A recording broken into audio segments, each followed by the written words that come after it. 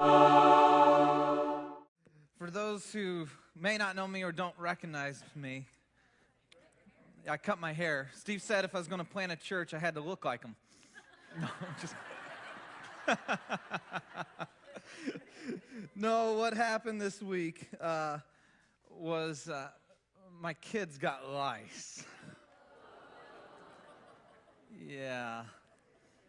But the truth is, I've been wanting to do this for a long time, and I just had the excuse now to actually shave my head. Although someone came up and was like, wow, you look like you're 12. I'm like, thank you very much. I'm getting to the point where I actually like that now, so that's good.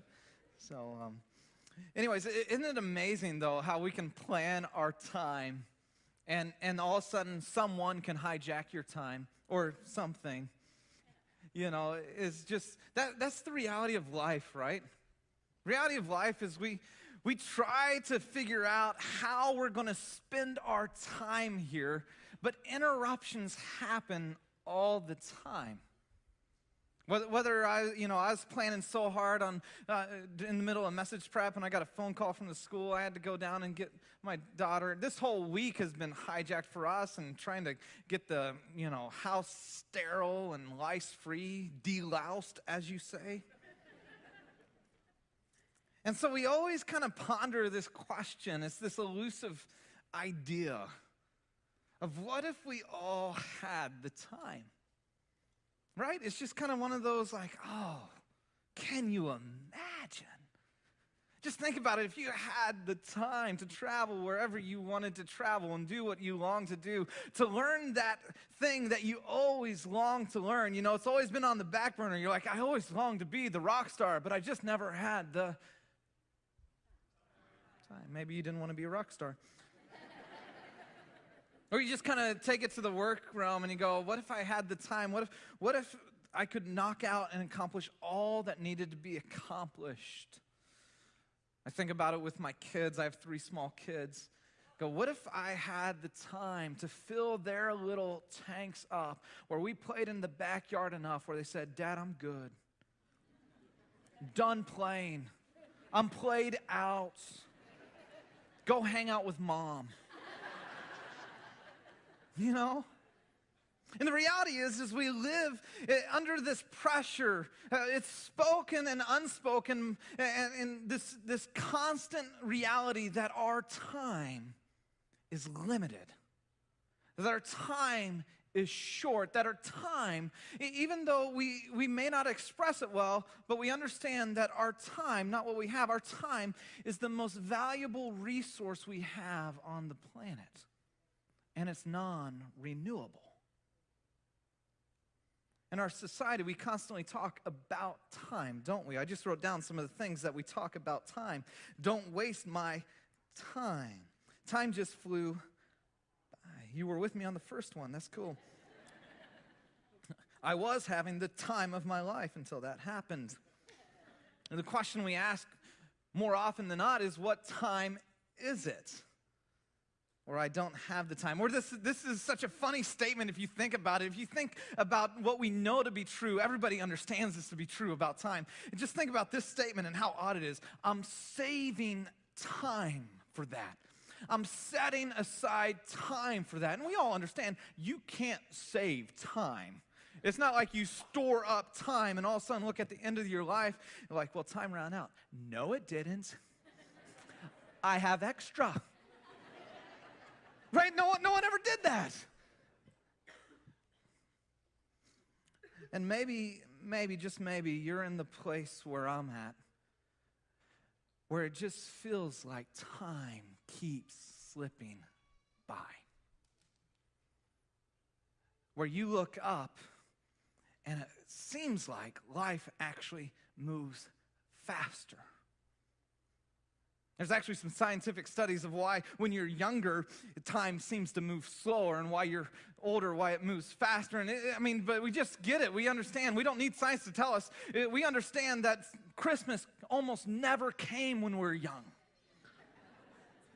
My son's been asking for 3 months when his birthday is.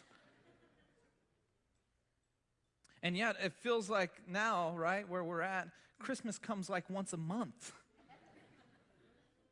Time just keeps slipping by. Here's the question we most often, or at least I think many of us ask in regards to time. I think it's a good question. It's this question, how do I get the most out of my time? Right? If it's true, if time's limited, if I can't save or store up time, if my time is eventually going to be spent completely, somebody's going to spend it, how do I get the most out of my time? But here's the problem, I think, with that question is what we inevitably do, or maybe this is just where I'm at. Maybe I'm just the exception. That's okay. I'll just talk to Ryan for a while. But isn't it true that you and I oftentimes try to squeeze the most we can out of life? But could it be that in pursuit of the most, it's squeezing the life out of us? That our time in trying to get the most, we wouldn't say we really enjoy life. That someone else looking at our life wouldn't say, wow, I want that life. I want to spend time the way you spend time. So let me suggest maybe, just maybe, a different question to ask. I don't think how do I get the most is necessarily a bad question, but I think there's a better question. How do I get the best out of my time? How do I leverage this short moment here that we have on this planet to get the very best out of life and out of the time that I have? Did you know that Jesus actually spoke to that? I just find it amazing that 2,000 years ago, this rabbi in ancient Palestine, in a totally different time than us, spoke to issues that we would be struggling with in the Silicon Valley where we move so fast, don't we? I mean, just go to Santa Cruz and you realize we move fast. And Jesus would speak to this principle. How do we get the most, or the best rather, out of our time?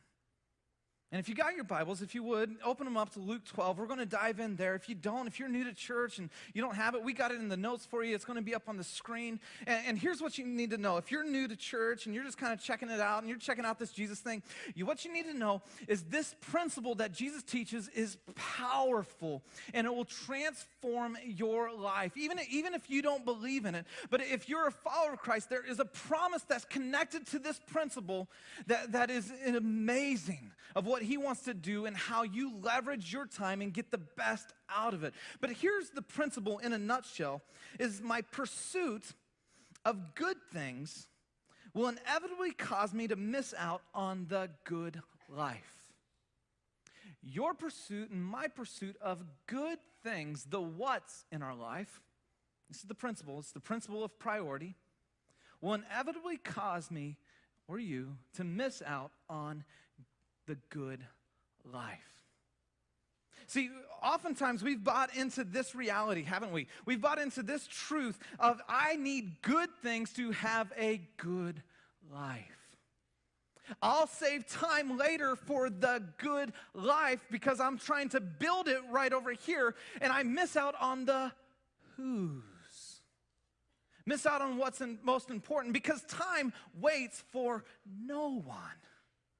And so we spend our energy and we just kind of buy into this. I got to have the right house. I got to have the right car. I got to have the right look. You know what? I got to have financial stability. These are good things. Don't get me wrong, okay? This is not saying, hey, don't do any of those things. This is saying the principle of priority. Put first things first. Put what's most important in front and then schedule and prioritize time around that. That's how you get the best out of life.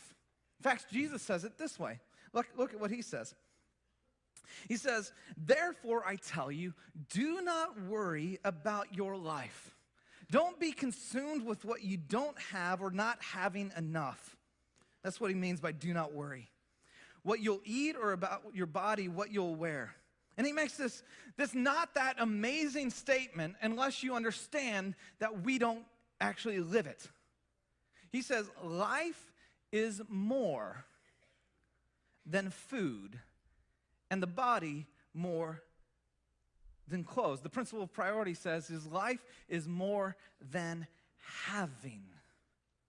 Life is way more than the what's. Life is made up of way more bigger, important things than what you have. Life is more about the who. See, you go, well, I get that. I understand that. I totally get that. That's why I'm building a good life, so I can experience the who. And here's, you want to unpack it. Your exterior pursuits, what you strive after, are a reflection of your interior priorities. See, if we were to stop and kind of look at how you and I spend our time, would it actually reflect what we would say is most important to us? And Jesus would say, this is real simple. It's the principle of priority. Life is more than having. You go, I get that, but are we living that? Does our time reveal that? And then he gives us a couple examples about the good life and really what drives us and why we buy into this having, this mentality of why we actually have to pursue these things. And an example first, number one, is consider the ravens. I love that he started with ravens. They're just ugly birds to me, you know? And in that day, they were actually considered unclean, useless, the lowest and not cared for like creature there was, you know? And so he says, consider the ravens who are not valuable, a waste of space. They do not sow or reap. They have no storeroom or barn, yet God feeds them. And the answer is that he says, how much more valuable are you than birds? If you ask the question, what drives your time? What drives the way you spend your time? Could it be that what's driving you is to be important, to be valuable? That you're striving after someone to say, you're worth it. That whatever that conversation your dad or your mom or, you know, your coach or that significant person in your life that said, you're not worth it, you'll never amount to anything, and you have that tape running and you're saying, I'm going to prove them wrong, even though their time has run out, they're not around, you still have that tape running in your head, I'm going to prove them wrong, I am valuable. And so much of what drives our time is this outward cry of someone say I'm valuable, someone say I'm important. And God says, I already have. Not based on what you do, but who you are. That's a great place for an amen. You missed it. Example number 2. He says, consider how the lilies grow. Now, I don't really care for flowers. It's Valentine's Day. Or getting there, you should probably care a little bit more. Consider how the lilies grow. They do not labor or spin. Yet I tell you, not even Solomon in all his splendor was dressed like one of these. If that's how God clothes the grass of the field, which is here today and tomorrow is thrown into fire, how much more will he clothe you, O you of little faith? And see, what drives us not only isn't trying to become or be important or valuable. What drives us oftentimes is the approval of others, isn't it? You get caught up in keeping up with the Joneses in the rat race of having the right car, you know, having your kids behave just right. Isn't it amazing how your kids behave just wrong in front of the right people? Oh, man, if we could only just like have a button or something. And yet what drives us and where we spend and labor this time on the planet so often is how do we look good for others? I love how he closes. It says, and do not set your heart on what you'll eat or drink. Don't worry about it. For the pagans run after such thing, and your Father knows that you need them. Your Father knows that you need them. Let me ask you this question, because this isn't about not working, by the way. This isn't a passage about, you know, and I don't mean this in the true sense of the AA, let go and let God, which is a powerful principle. I mean it in the Christian version, so if you don't come from the Christian background, then you won't get this. This is the let go, let God. It's I do nothing, God does everything. That is not what God calls us to. He says work hard, use your time wisely. But it says, here's what he's saying, don't set your heart on things. It's the principle of priority. What's your heart set on? What are you running after? See, what you're running after will reveal what your heart is set on. Where are you spending all your time? And see this powerful principle, the principle of priority. Life is more than having. But then he closes with a promise. This amazing promise that, as we unpack it, is an incredible promise from God for those of us who will choose to set our heart not on what, but on who. God says, I am going to do something for you as a result. Look at what the promise is. But seek his kingdom, and these things will be given to you as well. Set your heart on what God's heart is set on. Pursue after him. Run after him. Prioritize your life around him, and he will in turn provide for you what you need. Create margin, he says, for me, and I'll begin to create margin for you. See, what this means is not that you don't work. It's not that we don't even work hard and are great schedulers. What this means is going, you know what, I've watched this principle play out. I've watched it play out with singles especially that have been striving, setting their heart deeply on having a mate. And that's been what they've been working on, and just, I can't find anyone. Or, I find people, they just don't like me, And what's amazing is this isn't some way to try to manipulate God and get from God, but to say, you know what, God, I'm tired. I'm tired of running the rat race. I'm tired of striving after things. I just want you. I'm satisfied with just you. And then to watch that principle play out and see that moment and see just a few months later, I've watched it over and over where God brings that special someone into their life. I've seen that with people wrestling with work and the strive and focus. And it's not that you don't go out and look for work. I think it's irresponsible if you're sitting back and you're just going, oh, well, God's going to provide. He's going, I gave you legs.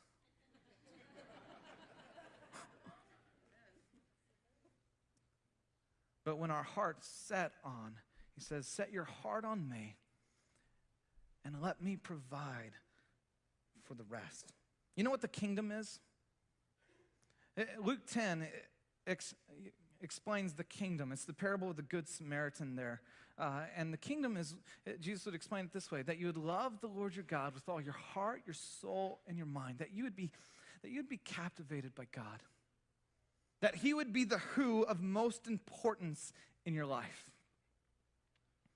And then that you would love your neighbor as yourself, that the reality of your relationship with him would demand that you have to create some margin in your life. You wouldn't be max to capacity where you can have a relationship, because all relationship happens in the margins of life. It has to. You say, I'm going to create margin where I can spend time with you and then express your love to a broken and hurting world. That's what it means to be in the kingdom. That's what kingdom life, that would be Jesus' definition of the good life. And he says, your pursuit of good things just means you have the cart before the horse, will inevitably cause you and I to miss out on the good life. So the question then is, how do we begin to reprioritize our life around the kingdom, around seeking first the kingdom, around the good life? How do we practice this principle of priority? If you got your notes, we're just going to, these aren't going to be new things to you. I understand, one, I said it last week, I'm not the smartest person in the room. I'm not the most time efficient. I am definitely not the wisest person here. Thankfully, we have God's word and lots of other wise people and books. Right? But how do we begin to leverage our time to not get the most, but get the best out of our life? That we don't look back at the end of the day and go, you know, that striving in the beginning and getting the right house and living under that amazing pressure of debt, and so it just kept this cycle going, and I missed out on my kids. Or my marriage suffered to the point that it broke and it couldn't put the pieces back together. How do we stop squeezing all we can out of life? But how do we experience the best? The practice of priorities begins by numbering your days. It begins simply by this one truth, and we understand it. We know it. It's a self-evident truth. Time is limited. Begins by numbering your days. Psalm 90:12 says this, "Teach us to number our days aright, that we may gain a heart of wisdom." Teach us to count our days, to realize that we don't, because we understand time is limited, but we act as if time is unlimited, don't we? We understand the truth that time can't be saved, can't be stored up, but we act a whole lot like it can be saved. We understand that all of our time will be spent.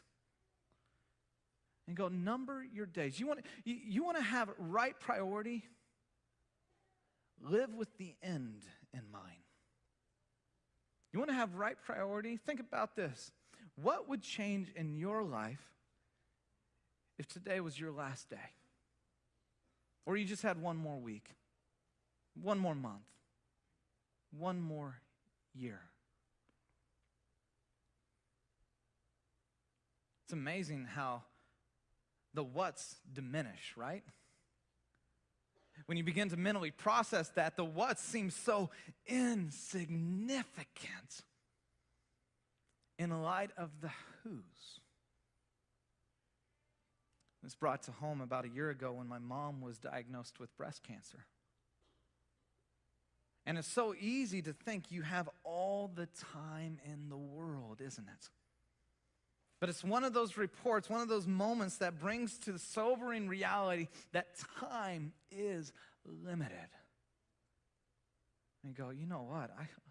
I want to make sure I'm intentional. I want the last days with my mom, and she's not dying, okay? So I didn't want to do that. She's all good now. But I want to make sure that these days are the best days. I want my kids to really have a great time with their grandma, and they have significant memories. I'm not going to take for granted my time. That's what numbering your days does. It keeps you from taking for granted. Practice of priorities begins by numbering your days. And then this good life, if you begin to practice this priority, you have to do something. You can't just number your days. You have to choose to cheat something. Because we don't have all the time. You have to choose to cheat someone because you don't have all the time. That's where you and I, we're creatures that love to say yes. Most of us are people pleasers. We want to say yes, yes, yes. We have to learn the art of saying no. Just try it real quick. No. I was convicted, woo. Say it like you mean it, like you're just going to, no. You ready? 1, 2, 3. No. There you go. Now this concept, I love this concept. It's a powerful principle of choosing to cheat. I learned it from a book called Choosing to Cheat. It's in your resources. Check it out. But the reality is you don't have all the time in the world. You need to choose to cheat someone. You're going to cheat someone or something. For most of us, we will choose to cheat our family because of our work. We'll choose to cheat our kids because of organizing our home. Uh, It's amazing. This is an amazing story in the book of Daniel. It's just a powerful story. Daniel 1, 8 and 9. But the backstory is Daniel is this young teenager. Israel was conquered by the Babylonians. They come in, they take the best and the brightest nobility kids. He's about 13, 14 years of age. Most likely his parents were killed. He's taken off to a brand new country, taught a new language, being indoctrinated with all their ways. He, in fact, most likely has an earring on to show that he is now a slave. And he has this major choice. He can either choose to cheat his God as a 13-year-old or choose to cheat the king over the known world. He's invited to begin in his training to start eating from the king's table. The king's table was offered to idols at that time, and to eat from the king's table meant that you came under subject to the king and their gods. It was essentially denying his God. And so here's the story. That's the backstory. Listen to what Daniel does. But Daniel resolved, predetermined, not to defile himself with the royal food and wine, and he asked the chief official for permission not to defile himself this way. I love that. Because the reality is most of us look at it and go, you know what, it's easier to cheat God, isn't it? I mean, let's be honest. We just sang of his unfailing loving kindness. I'm going to lean into that and say, God, give me grace. You understand, God. The consequences are too great. It feels way too big. I feel you don't get it, God. If I set boundaries around work, I could lose my job. And so oftentimes we land there going, you know what, God, you'll get it. You understand. God of grace, you love. Choose to cheat you. Daniel said, I choose to cheat the king, even though it may cost me my life. I love the next two words. The next two words are amazing. The next two words don't often come into our calendar because we haven't resolved in our heart to say, God, I'm going to set your kingdom first, and it's going to be prioritized because I'm choosing to cheat other things other than you. I'm choosing to cheat other things other than my family. The next two words say, now God. Now God. Is there space, is there room in your schedule where you see God showing up? Is there a trust level? Because time is always a reality of our trust. Where you go, God, I entrust my time to you. Where you would then experience, now God show up. And it caused the official to show favor and sympathy to Daniel. Wow. Let me give you a few areas to consider cheating. You may choose or consider to cheat quantity for quality. You may choose to cheat quantity for quality. Choose to cheat more yes-filled lives where you're trying to fill all the free space in your life. I can do that. The more I have, the better I'll be. The more I do, the better life I'll have. For quality, where less is more. You live within margin.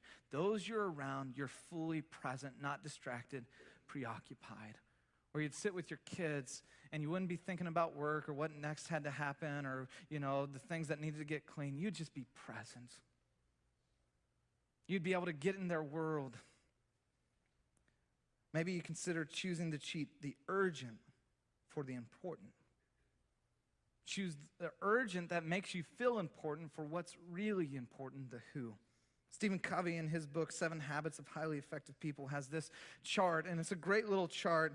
He has on one side, the important, and then the not important, and then at the top you see urgent, not urgent. He kind of breaks down all of our life into 4 quadrants. And it's not a Christian book, but it's really revealing. We have these 4 quadrants where we spend our time. Sometimes we spend it in the urgent and important. That's when crisis happens. That's the hospital. That's when pressing problems come. The stuff with your kids happens. Stuff seems to be falling down. If you're at work, a deadline-driven project. And then you have the not urgent. That's the realm of the who in our life so oftentimes. It's the realm of who about us and our health. It's the realm of relationships and recreation, your marriage, your kids. And then you have the urgent but not important. The interruptions, the calls, the mails, the meetings, the pressing matters that honestly, they just make us feel important. And most of our life is reacting to urgent things that make us feel important, then responding to what's most important in our life. And then quadrant 4 is not important and not urgent. Trivia, busy work, time wasters. Let me just ask you, where do you find that you spend most of your time? Would you do that this week? Would you just honestly just take a self-examination and go, okay, I want to leverage my time to experience the best. What quadrants am I mainly in? I did that recently just as a personal study and just was going like, God, I feel like as we're launching this new church that there has been more pressure and more people on my time. So I want to get back to what's most important. I don't want to launch a church and have a wife that doesn't like me. I don't want to launch a church and have kids that don't care. I long for my kids to love Jesus, love the church, and have a great relationship with me. That's my goal. That's what I long to see happen. So I just sat down and was going, okay, what does it look like for me to live in the important? And I just took my journal out and I just started writing. And I literally at the top, it says, keep these before me until they become second nature. Because I know that if I don't practice it, if I don't pursue it, if I don't set my heart, then something else will inevitably gravitate my heart towards it. The urgent will always take me over. And so I come back to this, keep these before me. I got to keep these before me until they become second nature. I'm just going, you know what? I need a date with my wife at least once a week. We can't always afford to go out, and so we've been doing just date nights at home, which is fun, you know? You get a glass of wine, popcorn, play a game. I remember a family that I just deeply respect, and as they have 6 kids, that demands respect right there.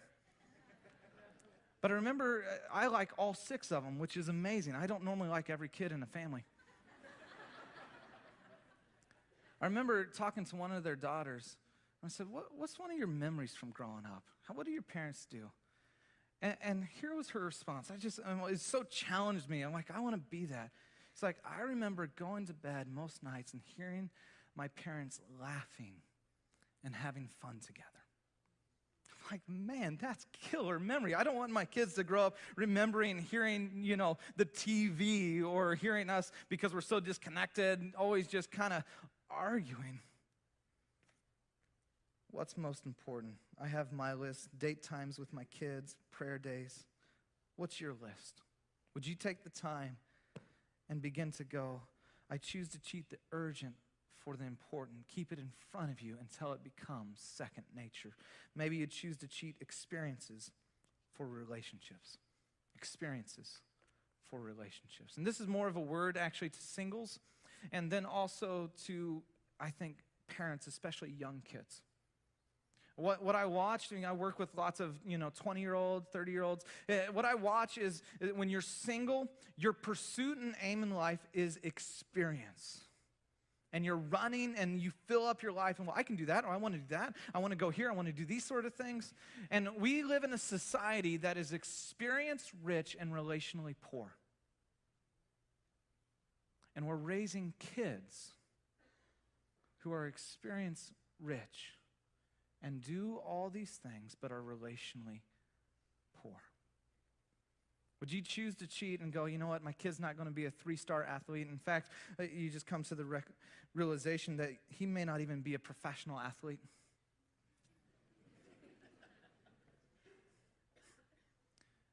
And you take some of that pressure off and go, you know what, What they suffer for not experiencing, they gain in being with you. The most precious times with my kids is not in what we do, it's just when we're together. I do these date days with my daughter and doing with my son. The youngest is still a little, and for that, I just love it. Sometimes I'll just pick her up after school and just take her to Pete's. It's amazing, isn't it? 15 minutes can fill their tank. And it cost me $4 that we would choose to cheat experiences for relationships. The good life, the practice of priority starts with numbering your days, choosing to cheat. And we've got a couple that are connected. That you would think rhythm, not just balance. That you'd think rhythm, not just balance. And here's what I mean by this, and we're all astute, we're smart people, we get this, and I had someone tell me you shouldn't lift that way, lift with your knees, not your back. So thank you for that, I appreciate that. I did not listen again. But we understand balance. And we're striving in our culture for balance, right? We're always going after balance. And so we got this whole thing, and we realize as we're carrying the weight and pressure of our life and the demands that come, realize we can't carry it all at once. And so we get balance, and we got to live balanced lives. And going like, great, okay, now I'm at balance. And it's almost this elusive thing that we never quite achieve, isn't it? Because something always throws us out of balance. And you're just like going, wow, I'm just constantly going for balance. And here's what rhythm says. Rhythm says that you need to schedule in time where you set it down and you stop. That your effectiveness, for those who are the type A, need to get it done, your effectiveness, you're actually way more effective and productive if you take time to set it down. You can go further if you take time to set it down. Because eventually you hold on to this long enough, you just what? Burn out. And that's what we do. We keep going. Rhythm says it's when you take time to just stop. You schedule in. You put in place markers in your calendar where you go, I'm going to treat it just like any other meeting, where I'm going to stop and go, whew.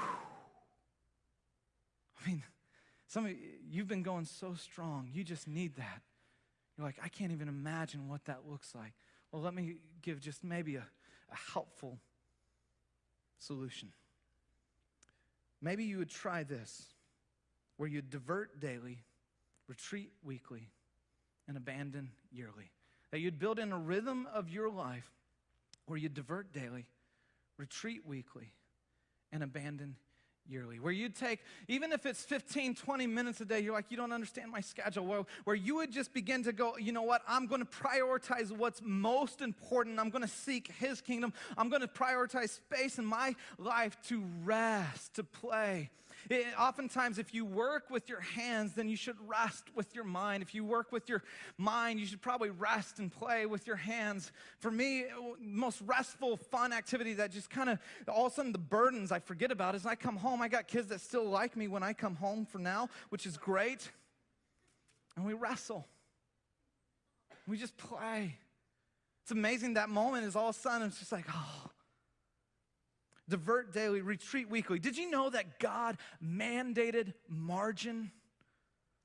He commands it. He says, take a Sabbath, take a day where you drop the weight and the pressure of life, that you put it down, that you trust me for one day, that you would seek my kingdom in such a way that you say, one day I'm going to put it down for an entire day, and I'm not going to work, I'm not going to strive, I'm just going to enjoy life. I'm going to enjoy what you've given me. I'm going to enjoy the who that you've given me. I'm going to rest. I'm not going to check the phone, the BlackBerry, whatever it is, and I'm not going to go onto the computer. I'm just going to rest. You got to understand, if you're not used to rhythm, this is going to be a discipline, because you're going to stop and your mind's going to keep spinning. And that's why you have to practice it to get good at it. Divert daily, retreat weekly, abandon yearly, where you take some time once a year, depending on your schedule and what you can do, and you get away. If it's with the family, if you're single, just you, and you just go, you know what, I'm just going to abandon, and get refreshed and refocused on life. We do this with Awakening. We do a retreat annually. We only do one retreat, and it's at the beginning of the year, and we call it a vacation with your friends with God at the center of it. And you know where we go? We go to Seascape Resort. Yeah, 4-star resort. Now, we've got some hookups, so people only pay $100. But they get a weekend away where it is literally that, a vacation with their friends with God at the center. Would you do something like that? Where you just abandon yearly? The next is like it. I won't unpack this one. I don't have time for that, oddly enough.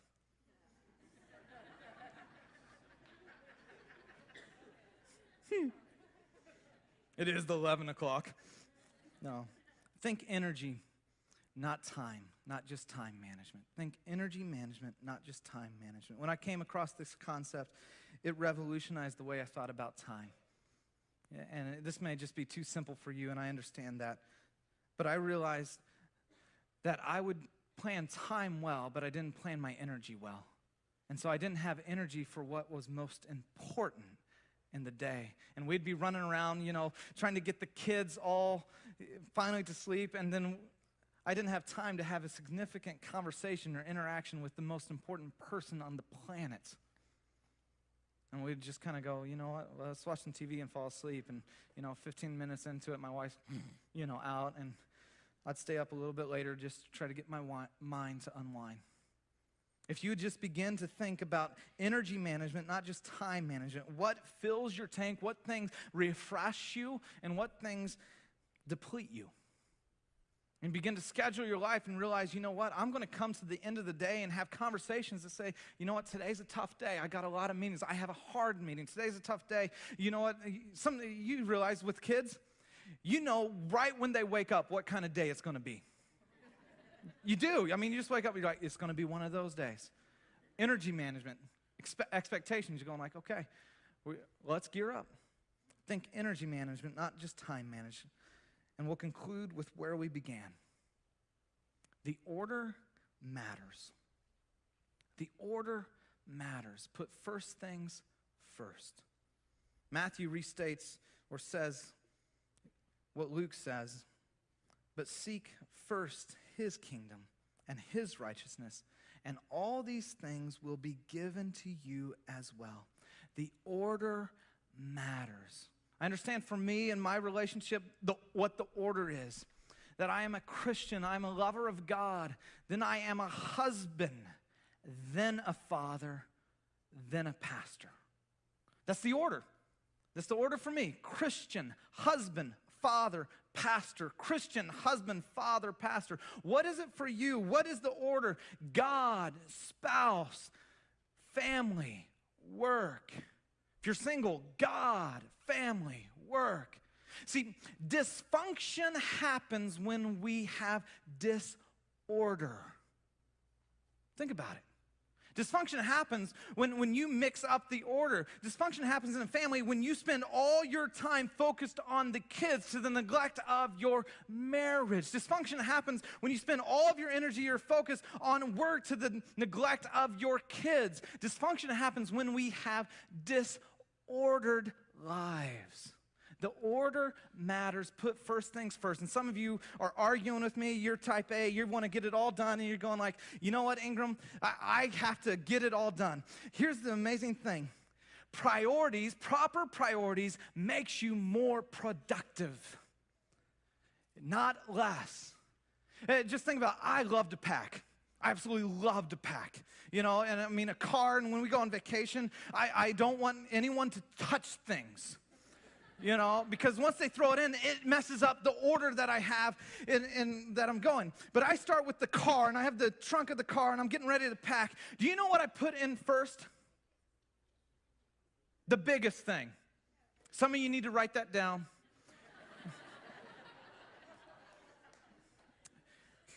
It will save you on vacation. I take the thing that has the biggest priority, that's biggest, I put it in first, and then pack all the other stuff around it. God says, here's my promise, seek first my kingdom. Put that in first. And here's this amazing promise, and I don't understand how it all works. He says, but when you do that first, all the other things fit around it. But if you get the order wrong, it's like me leaving my wife's suitcase out last. It's just not going to fit. The truth is, I have the bigger suitcase. I just wasn't man enough to say it.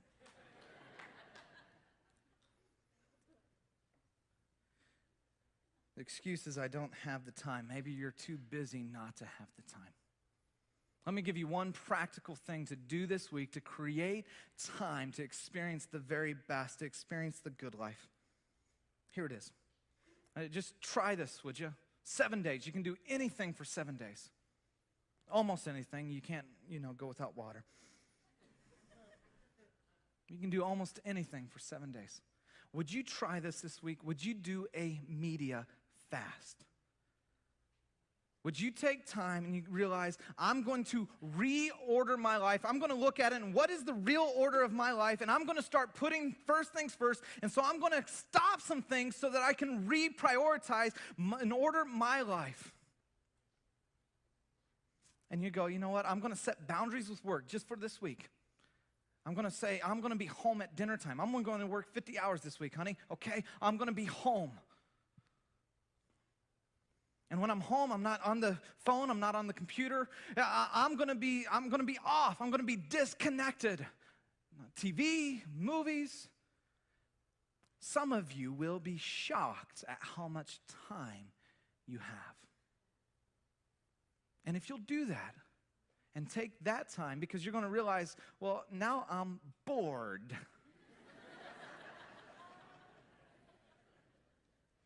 Leverage your boredom